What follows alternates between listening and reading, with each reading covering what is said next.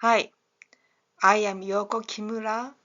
This is my second class of Molecular Life Science. Today, I will talk more about heat stress proteins. This is the same slide that I showed in the previous class. This slide shows what stages molecular chaperone work for protein folding. This is the same slide that I showed in the previous class. It is the list of major molecular chaperones. And as I said, many molecular chaperones are heat shock proteins like HSP and also HSP. So HSP70 is about 70 kilodalton protein, and its E. coli homologue is called DNAK. HSP90 is also major chaperone, and its E. coli homologue is called HTPG. And the eukaryotic molecular chaperone, chaperonin, has a homologue in E. coli, which is called GROE-L. And chaperonin also has a homologue in mitochondria, and this is called HSP60. HSP104 is unique chaperone that I will explain later, and its active homologue is CRIP-B. HSP27 is also one of major chaperones, and there are more molecular chaperones. Today, we will explore some of major molecular chaperones. First, HSP70, a highly conserved molecular chaperone that plays a critical role in protein homeostasis. We will examine its function, cellular localization, and its environment in two landmark discoveries from 1988. HSP70 belongs to a family of ATPase, so it can take an ATP-bound form, ADP-bound form, and a form without binding to nucleotides.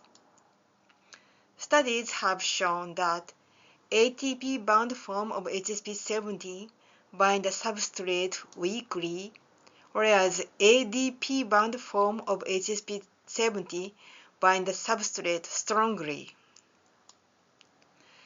HSP70 is found in various cellular compartments: cytoplasm, endoplasmic reticulum, mitochondria, chloroplast, and plant cells.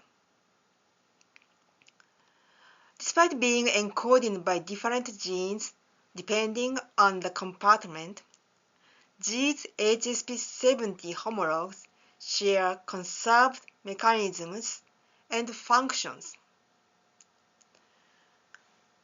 As for the folding of nascent polypeptide, during translation, newly synthesized polypeptides emerge from the ribosome in an unfolding state. HSP70 binds to hydrophobic regions of these nascent chains to prevent premature folding or aggregation. These interactions ensure proper folding and prepare proteins for subsequent processing or transport. Two studies in 1988 revealed that HSP70 plays an essential role in organic specific protein import. In Blobel lab, they demonstrated that mitochondrial HSP70 is required for protein translocation into mitochondria.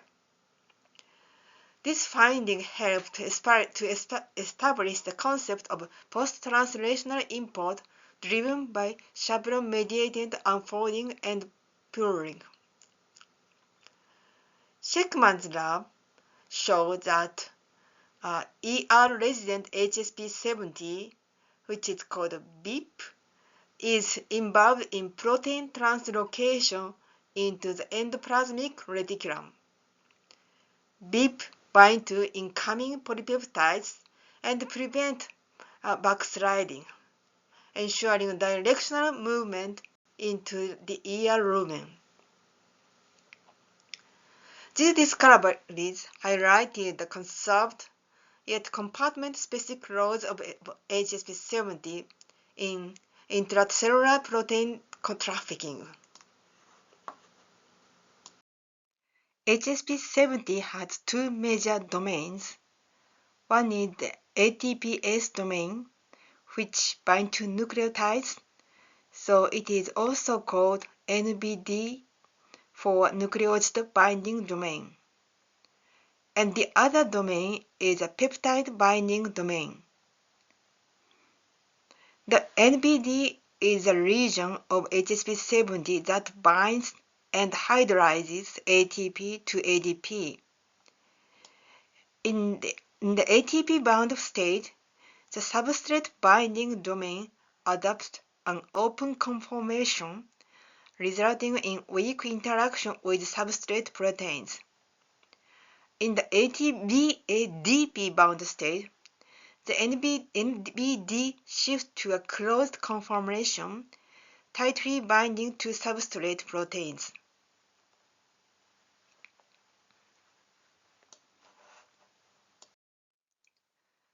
So, we will explore how the bacterial HSP70 homologue DNK recognizes its substrate peptides. This analysis is based on study by Radgar, which is in Bernard Bucker's lab, and it was published in EMBO Journal in 1997. The researchers used systematic peptide library approach to uncover the sequence of features that govern DNK binding. They constructed the DNK substrate peptide library. The study began with 37 non-DNK substrate proteins. From these, researchers generated a comprehensive library of 13 peptides. To ensure thorough coverage of each protein sequence, peptide was shifted by 3 amino acids at each step. Then the strategy produced a total of 4,060 cellulose-bound peptides, allowing high throughput screening of DNK binding preferences. For the DNK binding assay, each peptide was tested for its ability to bind DNK under controlled biochemical conditions. Peptides showing high affinity binding were selected for further analysis. These sequences were aligned and compared, enabling the identification of conserved features among strong binders. So, what's the sequence features for high-affinity peptides? The analysis revealed a clear preference for peptides containing 2 to 5 consecutive hydrophobic residues. The most favored amino acid, including leucine, isoleucine, valine, phenylalanine, and tyrosine. Among these, leucine was especially enriched in high-affinity sequences, suggesting it played a central role in DNK recognition. Concerning about the role of HSP70 in thermotolerance, in 1993, Sue Lindquist's group reported that by the overexpression of HSP70, Drosophila strain acquired some tolerance. In this experiment, they show that Drosophila embryo, which overexpressed HSP70, hatched more than controlled embryo after heat stress was applied. HSP70 do not work by itself. HSP70 requires co-chaperones to regulate its ATPase activity, such as HSP40 and NEF. HSP40, another name DNAJ, they are also another important group of molecular chaperone. These proteins act as co-chaperones of HSP70, meaning that they work together with HSP70 to ensure proper protein folding and quality control. For the function of HSP40, HSP40 can bind directly to unfold or misfolded substrates. Then they deliver these substrates to HSP70, ensuring efficient recognition and processing. Then they interact with HSP70 through a special region called the J domain, which is about 17 amino acids in length.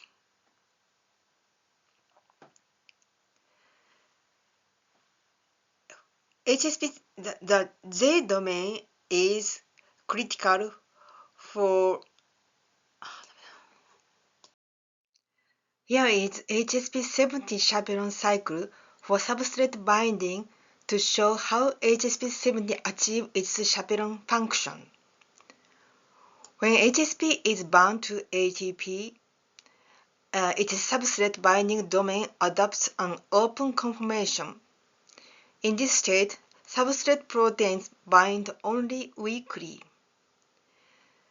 Co-chaperones such as HSP40 DNAJ protein help to deliver unfolding or misfolded proteins into the binding pocket by binding to HSP70 through DNAJ domain. HSP70 accelerates ATP hydrolysis of HSP70 to make HSP70 ADP bound form.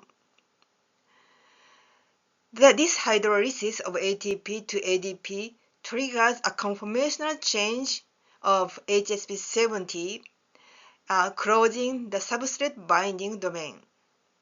This change results in tight binding of the substrate, allowing HSP70 to stabilize the unfolded protein and assist in proper folding. Then there is another important cofactor to turn the chaperone cycle, and this is nucleoside exchange factor, or GRIP-E in E. coli. NEF promotes the release of ADP and the binding to ATP. This exchange reopens the substrate binding domain, leading to substrate release, then cycle start again. The HSP70 cycle is similar to that of GTP binding proteins. Here, GTP binding protein exists in GTP bound and GDP bound form, and these conversions are usually regulated by cofactors, which is also similar to that of chaperones. When GDP dissociates and GTP binds, the protein undergoes conformational change that enables it to interact with downstream effector molecules. meaning that signaling reaction is initiated. Next, we'll move on HSP104 molecular chaperone. This is a remarkable molecular chaperone that plays a central role in protein disaggregation. Unlike HSP70 and HSP40, which primarily assist in folding and refolding, HSP104 is specialized for dissolving protein aggregates and restoring proteins to a functional state. For the structural features, it contains two ATP binding sites and assembled into a ring-shaped hexamer. In E. coli, the functional homologue of HSP104 is CRIP-B, and HSP is found in yeast and plants, but not absent in mammals.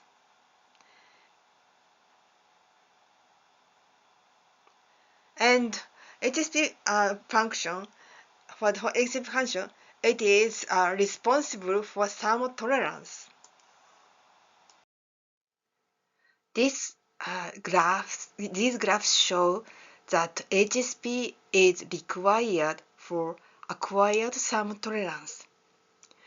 In the left graph, you see that wild type and HSP mutant immediately die after temperature shift from 25 degrees to 50 degrees. For 10 minutes of 50 degrees, both cells dies very rapidly. In the right graph, the cells are preheated at 37 degrees before treatment of 50 degrees. You see that in wild type get some tolerance. They don't die immediately, they die slowly. Whereas in HSP mutant, they die more rapidly than wild type cells. That indicates that HSP is required for thermotolerance for the temperatures like 50 degrees. This slide shows that HSP104 reactivate of heat-denatured luciferase in cells. Luciferase is a well-known enzyme that produces bioluminescence. It is highly sensitive to heat and rapidly loses activity when denatured. Because its activity can be easily measured by light emission, luciferase is an ideal reporter for studying protein folding and reactivation. Here, cells expressing luciferase are heat denatured, so its activity drops to about 20% of the original activity, as shown in the left graph. Then temperature was recovered to 25 degrees, that is normal temperature for yeast. In the presence of HSP104, that means wild type, the luciferase activity is recovered. Whereas in HSP104 mutant, the activity do not increase. It stays almost same level after the normal temperature. And in the right slide, these KT620 and KT218 is the mutation of HSP104. It is mutation in its nucleotide binding domain.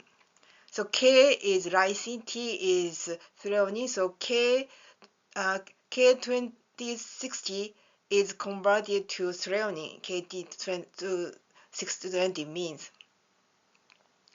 So in the HSP1 mutant, nucleotide binding mutant, they also lose its reactivation activity, which shows that HSP1 is required for heterodenatured luciferase, and also HSP1 nucleotide binding is very important for the reactivation.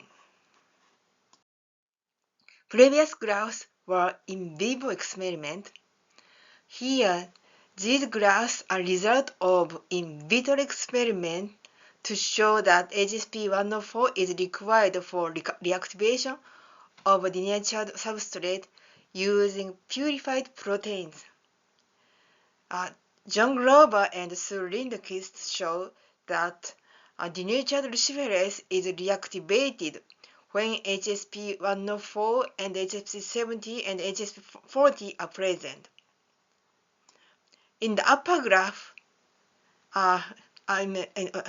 in these graphs, S is SSA1, which is HSP70 in East, and 1 is DNAJ, which is HSP40 in East. In the upper slide, SSA and YDJ1 moderately reactivated denatured luciferase. In graph C, it is a lower graph. You see very high level of reactivation occur the presence of S, Y, and HSP1 compared with S and Y only. This means that HSP1 in addition to HSP70 and HSP40 can reactivate denatured substrate. It was shown in vitro. Mammalian cells do not have HSP1 but there was a report by Niregona to indicate that mammalian system also has reactivation system for proteins. They report that two classes of DNAJ protein, DNAJA and DNAJB, acting as homodimers, use their carboxy terminal domains, CTDs, to bind to aggregates. One molecule of DNAJA homodimer binds to CTJ1 of the adjacent DNAJB through J domain, and vice versa. The other subunit of each homodimer uses its J domain to bind to one HSP70 molecule, recruiting HSP70 to bind to the aggregate. So, pulling forces driven by HSP70 bring two and hydrolyzed ATP molecules, untangle a polypeptide molecule from the aggregate.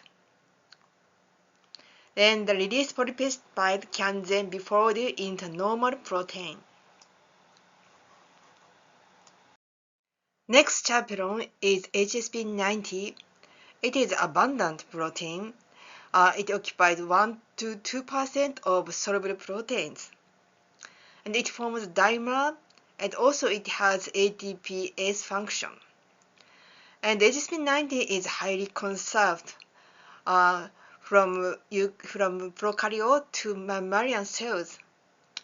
And it has been reported that HSP90 helps protein folding at the final stage of folding. And there are substrates for HSP90 and kinases and transcription factors have been reported to be the substrate by HSP90. Like other chaperones, HSP90 also need co-chaperones to perform its chaperone work function. For example, like AHA1 and TAH1 are cofactors which activate HSP90 ATPase. Reversely, HOP1, STI1, CDC37 functions in inhibiting HSP90 ATPase.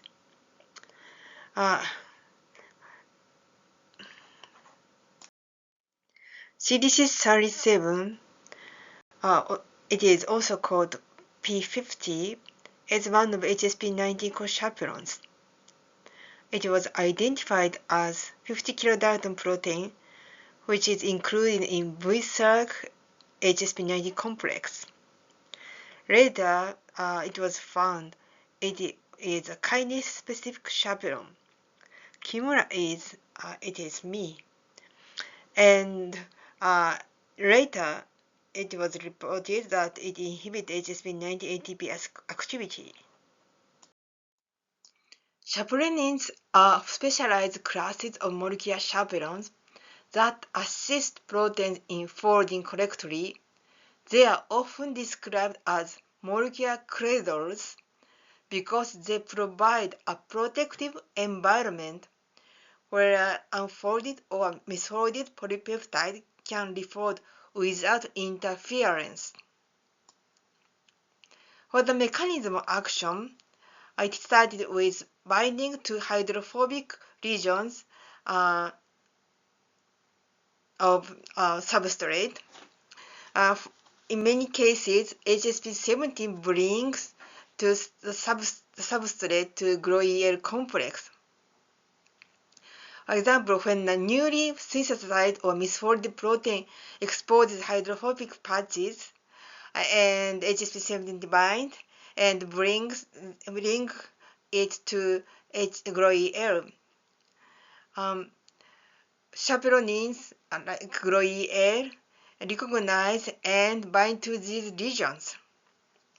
Then the substrate protein is then enclosed within the inner cavity of the chaperonin complex. By trapping the substrate inside this molecule cage, chaperonins prevent inappropriate interactions or aggregation with other proteins. GROES or HSP10 function as a lid capping the GROEL chamber and sealing the substrate inside. Within this protective environment, ATP-driven conformational changes allow the protein to refold correctly into its native structure. After the folding cycle is complete, the GROES lid opened and the folded substrate protein is released from the chamber.